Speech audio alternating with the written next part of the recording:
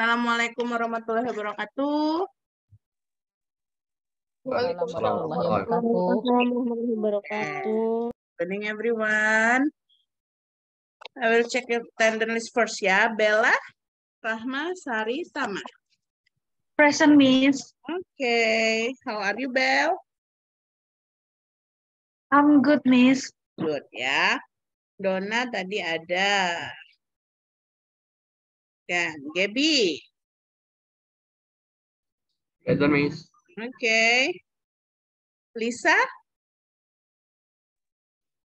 Present, Miss. Okay. Lucia. Present, Miss. Alright. Maudi. It's not yet. Okta. Not yet. Fadila. Dila. Present, Miss. Still at your office, Dila? Yes, I'm still working, Miss. Okay. Yovan? Present, Miss. Okay. Yuni, not yet. Sri Ayu.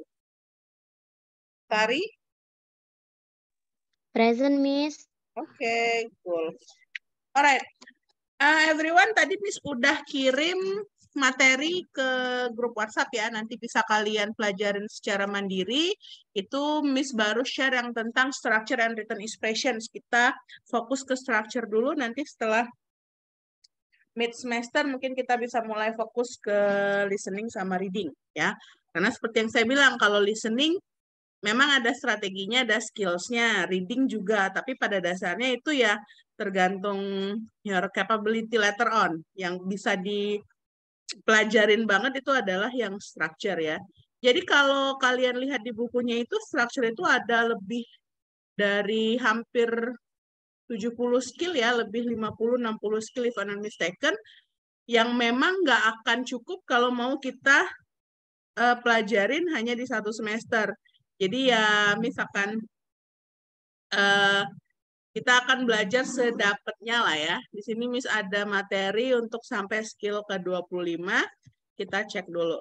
Oke, I will share the screen first to you. Oke. Nanti muncul di kalian ya. Alright. Jadi nanti kalian bisa baca lebih lengkapnya di materi yang sudah Miss share tadi. Ya, bisa pelajarin sendiri. Kalau memang nanti ada yang merasa bingung, boleh feel free to discuss di di grup. Misalkan Miss, ini yang skill 40 ini maksudnya apa gitu ya. Nah, nanti kalau yang nggak sempat kita pelajarin di kelas, boleh sambil didiskusikan dengan belajar mandiri ya. Sekarang kita ke skill-skill awalnya dulu untuk yang structure. Remember this one ya, ini yang kemarin sudah Miss jelaskan. Jadi ada beberapa general strategies. The first one that you have to be familiar with the directions. Ini yang amat sangat jelas sekali karena kayak yang Miss bilang, kapanpun kalian melakukan tes TOEFL ITP-nya, the direction will be the same. Ya, selagi dari Amerikanya belum ngerubah directions-nya, masih akan seperti itu. Jadi, familiar dengan direction-nya, kenapa kalian harus familiar dulu sama directions-nya? Ketika kalian sudah familiar dengan directions-nya, kalian nggak perlu nggak perlu membagi fokus kalian ke direction lagi. Jadi udah tahu, oh part ini aku harus ngerjainnya kayak gini, part ini modelnya yang kayak gini gitu loh. Jadi kalian bisa gunakan waktu kalian yang biasanya kalian gunakan untuk mempelajari directions itu dengan baca-baca soal yang lain. Terus kalau untuk structure and written expressions, mulailah dengan pertanyaan 1-15 dulu, baru kalian lanjutin dengan 16-40. Kalau seandainya masih ada waktu, setelah selesai 40, baru kamu balik lagi ke pertanyaan yang di awal-awal. Ya.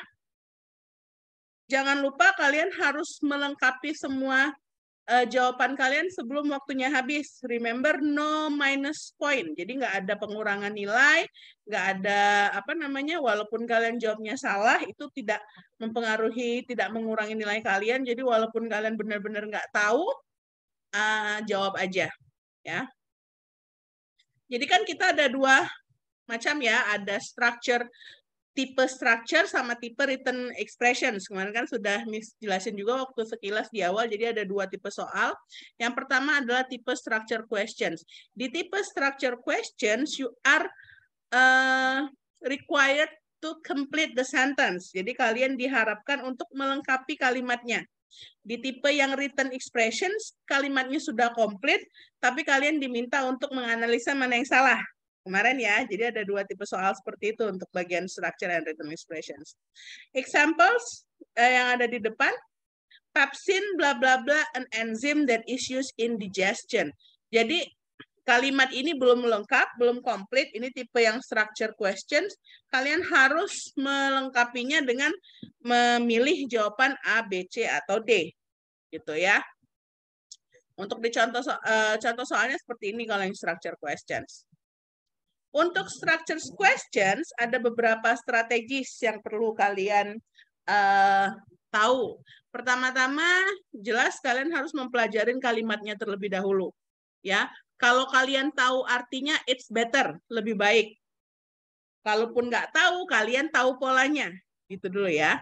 Kan kita pelajarin dulu pola kalimatnya. Kemudian, pelajarin jawabannya berdasarkan how well it completes the sentence. Jadi kamu bisa masukin satu-satu kira-kira mana yang paling cocok untuk melengkapi kalimat tersebut. Remember, don't try to eliminate incorrect answers by looking only at the answers. Jadi jangan pernah mengeliminasi jawaban yang salah, itu cuma lihat dari jawabannya. Kalian harus cocokkan dengan kalimatnya, dengan soalnya. Don't spend too much time on the structure question. Jadi jangan terlalu banyak habiskan waktu. Remember, untuk structure kalian cuma punya waktu 25 menit untuk 40 soal. Jadi nggak nyampe 1 menit ya satu soal. Jadi jangan terlalu banyak menghabiskan waktu di yang part A-nya structure. Kalau ada yang kira-kira belum tahu jawabannya, di skip dulu langsung ke selanjutnya ya. Kita masuk ke skill-nya dulu. Skill yang pertama. Oke. When you are facing the tuple test, you have to be remember that sentence has a subject and a verb. Jadi kalian harus tahu dulu pola kalimat adalah pola basic sentence patterns. Pola kalimat paling dasar itu adalah punya satu subjek dan punya satu verb. Ya, itu pola kalimat paling dasar. Jadi a sentence in English must have at least one subject and one verb, at least. Baru dia bisa kita sebut sebagai kalimat. Karena requirement-nya adalah kita melengkapi kalimat kan. Jadi pastikan dulu bahwa dia ada subjek, ada verb. Jadi hal pertama yang harus kamu lakukan ketika kamu ngebaca kalimat di soal structure itu, kamu cari dulu subjeknya apa, verbnya apa. Karena kalau subjeknya nggak ada, berarti subjeknya yang dicari. Kalau verbnya nggak ada, verbnya yang dicari. Kalau dua-duanya ada, berarti ada hal yang lain yang dicari, gitu ya. Examples. Blah blah blah was ringing continuously. Di kalimat ini, di contoh ini, 4 hours, ada 4 hours-nya ya. Kalian analisa dulu. Kira-kira subjeknya ada nggak di situ? Belum Do we ada. have the subject? Belum ada. No. Verbnya ada nggak di situ? Ada. Ada, Was ringing. Oke. Berarti yang nggak ada kan subjeknya. Berarti kalian harus cari subjeknya. Kayak Miss bilang kemarin. A, B, C, D. Remember, yang namanya subjek atau objek di dalam kalimat, itu pasti kata benda.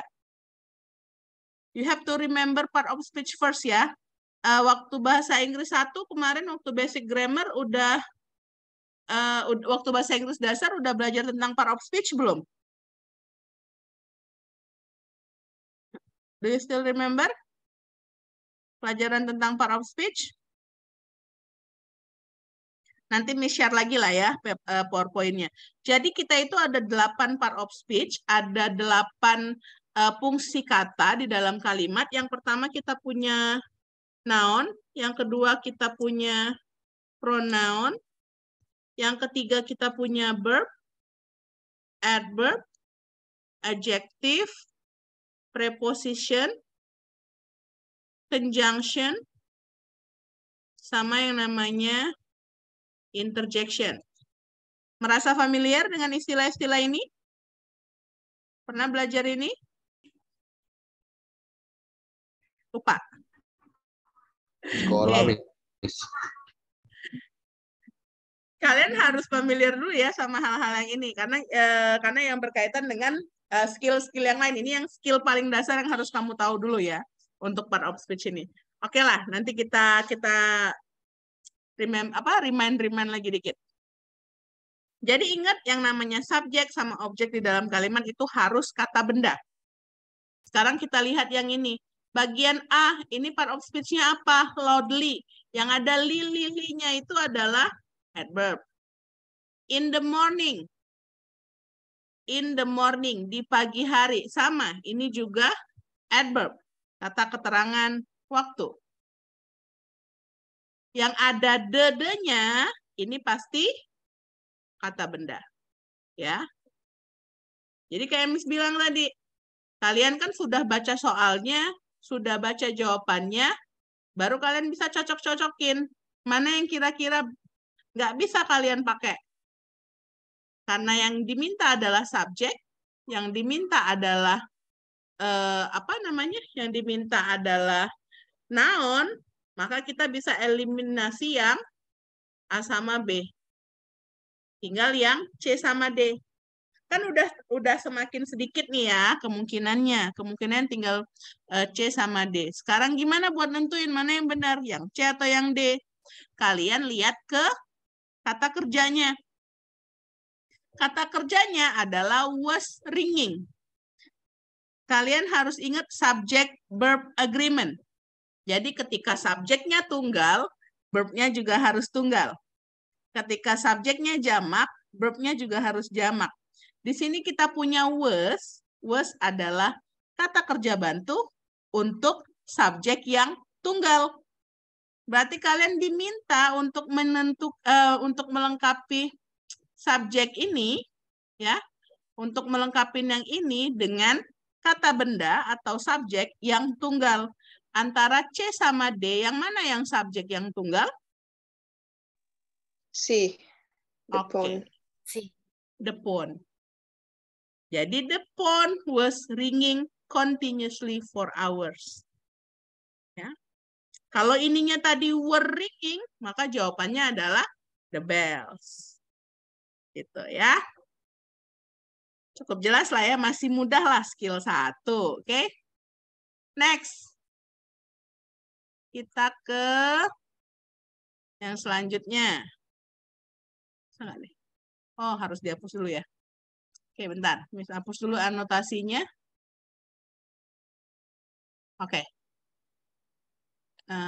Clear. Oke, next. Oke, coba yang ini. Contoh yang ini. Siapa yang mau coba analisis kayak tadi? Jawabannya A, B, C, atau D?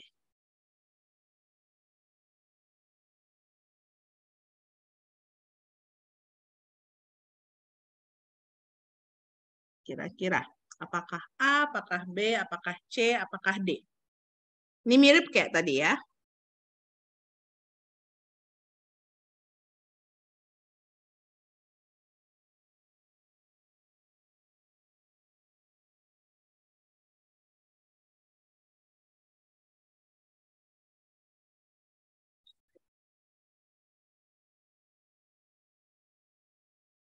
Ada yang mau coba? Jawab. Gap, kira-kira jawaban kamu apa, Gap?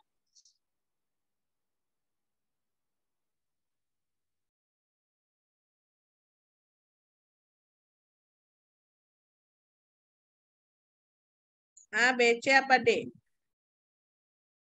D, Miss. D. Ah. Oke. Gaby jawabnya D. Nggak ada yang mau jawab A sama B sama C ya?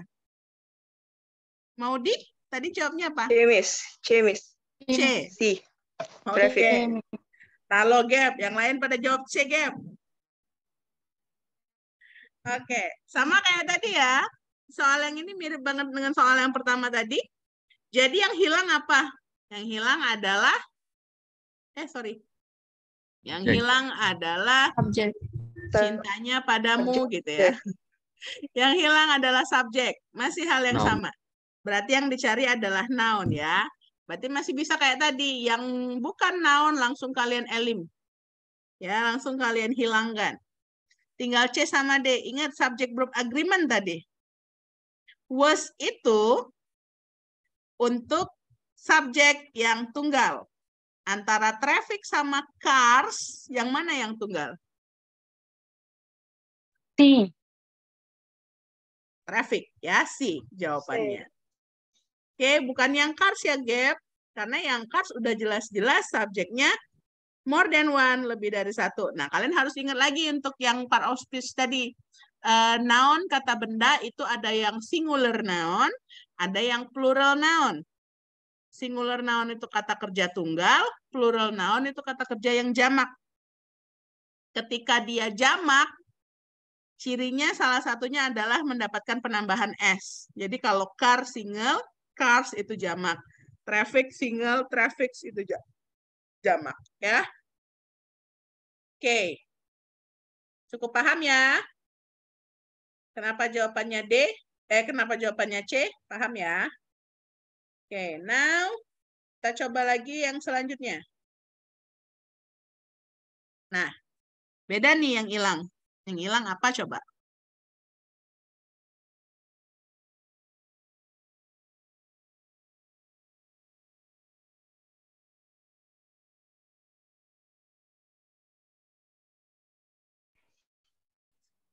Verbnya, Miss.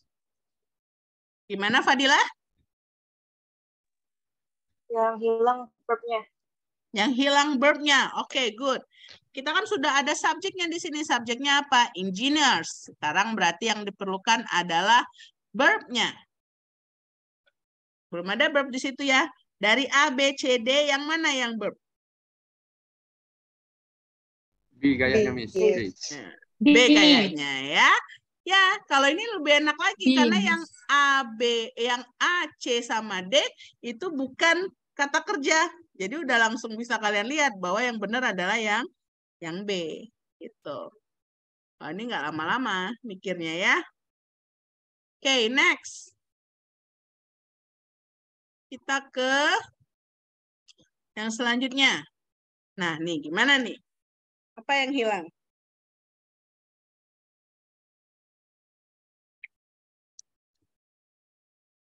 Apa yang kita cari di sini?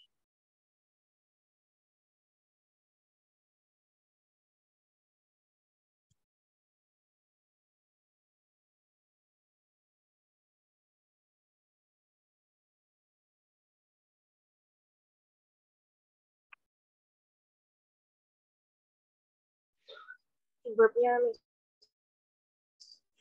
Yang hilangnya apa? Verb. Ya. Oke, yang hilangnya verb. Terus dari A, B, C, D, semuanya ada verb?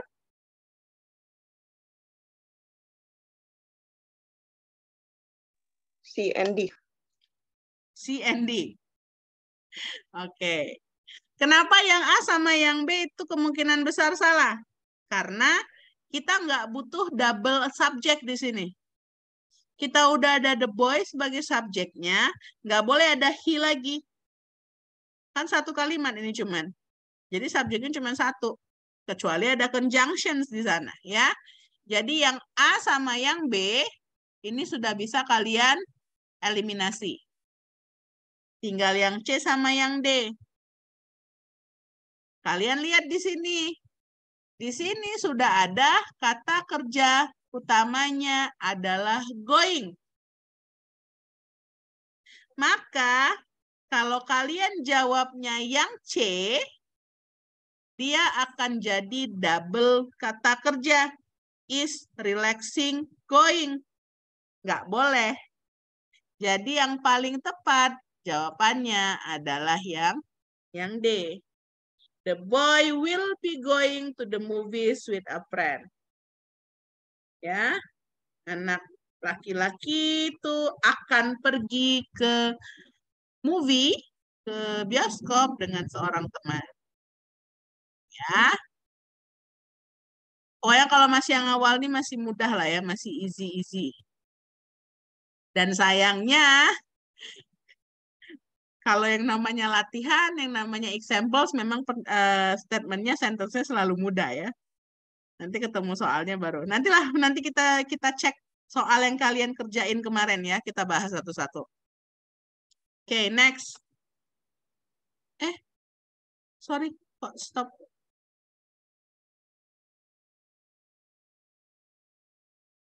Oke.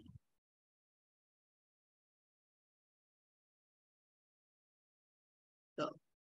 Agak lebih sulit lagi soalnya. During the Precambrian period, the Earth's crust formed and life in the seas. Oke, analyze the sentence. Ini udah mulai agak-agak ngarah-ngarah ke soal TOEFL beneran nih.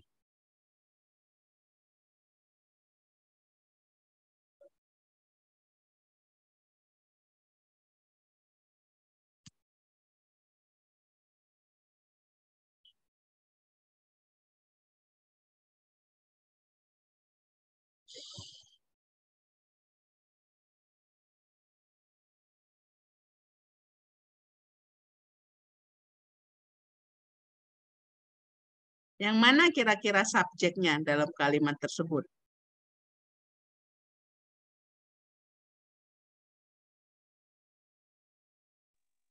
The earth crust form and life. Oke, cool. Jadi ya, kalau yang ada juring-juringnya kayak gini, kalian tuh udah bisa analyze bahwa yang awal ini adalah adverb. Ya, ini adverb. Kalian nanti pelajarin lagi tentang adverb. Ya, during the Precambrian period. Kapan? Selama masa Precambrian. Nggak perlu kalian ngerti apa arti Precambrian. Saya aja nggak ngerti Precambrian itu apa. Pokoknya masa Precambrian lah ya.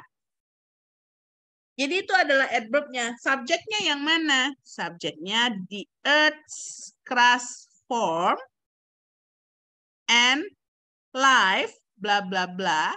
Maka yang kita lihat adalah kalimatnya yang ini. Ya, aduh, sorry.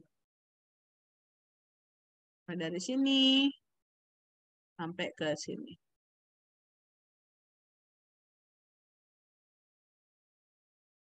Jadi ada dua kalimat ya, ada the Earth's crust form, bagian bumi terbentuk, dan kehidupan titik-titik in the seas.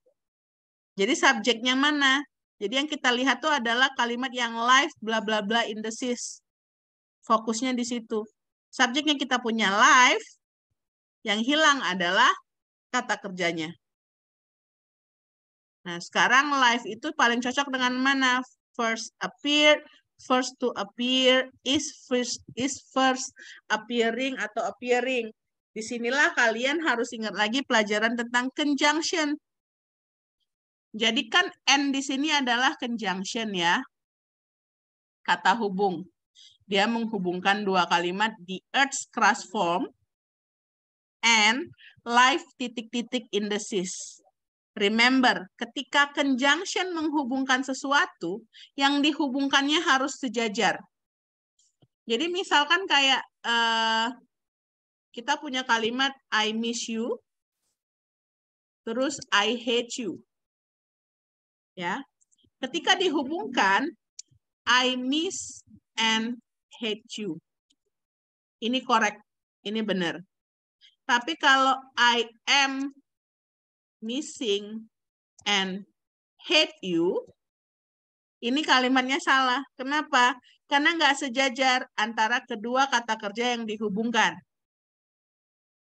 Jadi dia harus sejajar. Kalau memang mau I am missing, di sini juga I am missing and hating you. Gitu ya. Mau pakai kata kerja bentuk kedua pun sama. Dua-duanya harus bentuk kedua. Itu adalah aturan mendasar dari penggunaan conjunctions. Gimana mau milih yang ini, A, B, C, atau D? Kalian lihat yang dihubungkannya adalah the Earth's crust form. Aduh, habis lagi 10 menit. Baru skill awal ya. Kalian harus lihat yang ini. Nih. Ini kan kata kerjanya bentuk kedua. Maka harus sejajar karena dia dihubungkan oleh conjunction. Kalian juga harus cari A, B, C, D ini yang mana yang kata kerjanya bentuk kedua. Jadi yang paling benar jawabannya adalah yang A. Okay. During the Precambrian period, the Earth's crust formed and life first appeared in the seas. Jadi selama masa Precambrian, nggak tahulah apa itu masa Precambrian, retakan bumi terbentuk dan kehidupan pertama muncul di laut. Ya, makanya Miss tadi bilang, Miss tanya, kalian udah belajar belum tentang part of speech waktu di basic grammar, di bahasa Inggris dasar. Karena kita harus, kalian harus paham dulu ke-8 itu, baru bisa sedikit lebih ngeh tentang apa yang ada di soal di skill-skill TOEFL ini. Kemarin waktu bahasa Inggris dasar belajarnya sama siapa? Sebelum yang bahasa Inggris sekarang. Miss Dewi, Miss. Miss Dewi ya, semester 2 ya. Berarti. Oke. Nanti gimana ya? Nanti saya share materinya. Saya kalau nggak salah di YouTube, di e-learning itu juga sudah saya upload ya. Yang week keberapa itu ada YouTube-nya tentang overview part of speech. Kalian bisa tonton di situ aja penjelasannya.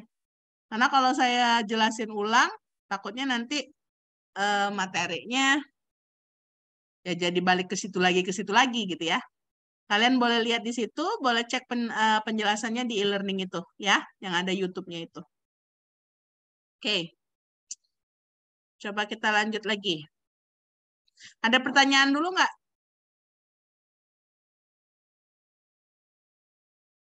No ya. Soal selanjutnya. Ini kayaknya malam ini cuma cukup skill 1 nih. Ntar lagi mati sendiri nih. Masih ada waktu 7 menit lagi. Oke, kalimat selanjutnya. Dianne Feinstein of California, bla bla bla, to the House of Representatives in 1986 and to the Senate in 1996.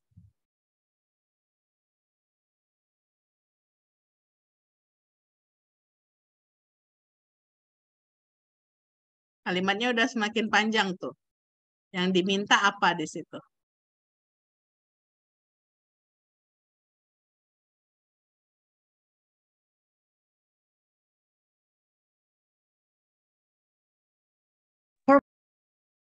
Verb.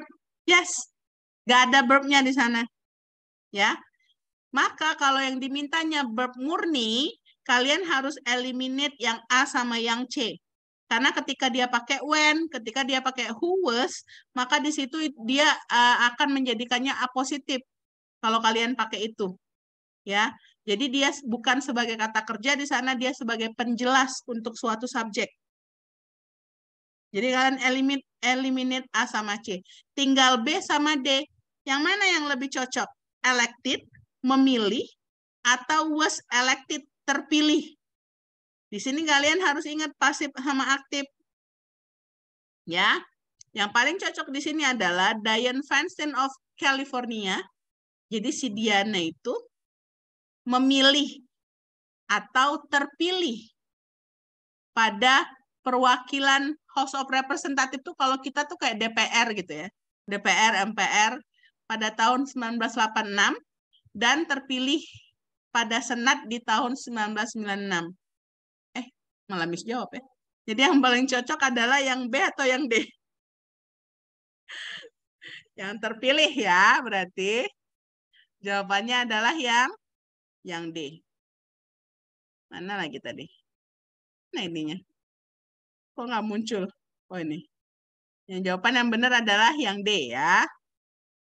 Oke, any questions untuk skill 1?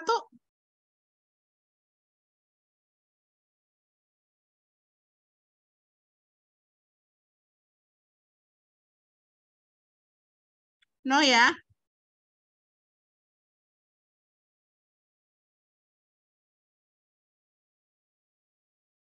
Sekarang kita ke skill 2. Skill 2, be careful of object of preposition. Tuh kan, lagi-lagi part of speech nih. Preposisi. Preposition. Preposition yang diikuti dengan kata benda atau kata ganti, kita sebutnya dengan object of preposition. Object of preposisi. Kalau kata tersebut adalah object of preposisi, maka dia bukanlah subjek. Jadi ketika di dalam soal kalian ketemu object of preposisi, tapi di posisi subjek, dia itu bukan subjek. Kita lihat contohnya ya. Oke. Lihat contoh di sana. Preposisi kan banyak ya. In, at, of, to, by, from, in, under, below, among, between, gitu ya. Kan banyak tuh yang namanya preposisi. Di kalimat ini, after his exams, Tom will take a trip by boat. Ya. After his exam sama by boat itu adalah object of preposisi. Walaupun after his exams-nya ada di depan, dia bukanlah subjek. Subjeknya apa di kalimat tersebut? Subjeknya adalah Tom. Seringnya di dalam soal-soal TOEFL gini, object of preposisinya ditaruh di depan. Sehingga membingungkan kalian yang mana yang subjek, yang mana yang object of preposisi. Ya, so be careful. Lihat contoh soalnya. To Mike, ... was a big surprise. Analisa kalimat tersebut, apa yang hilang? Subject. Subjek. Yakin? Kan ada Mike di situ.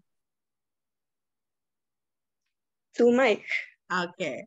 Karena ada to-nya di situ, maka Bagi Mike-nya dia sebagai object of preposition.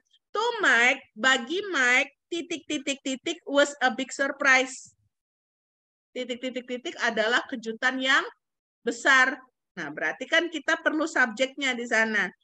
Tinggal cari ABCD yang mana yang noun. Kita cuma punya satu jawaban yang noun di situ.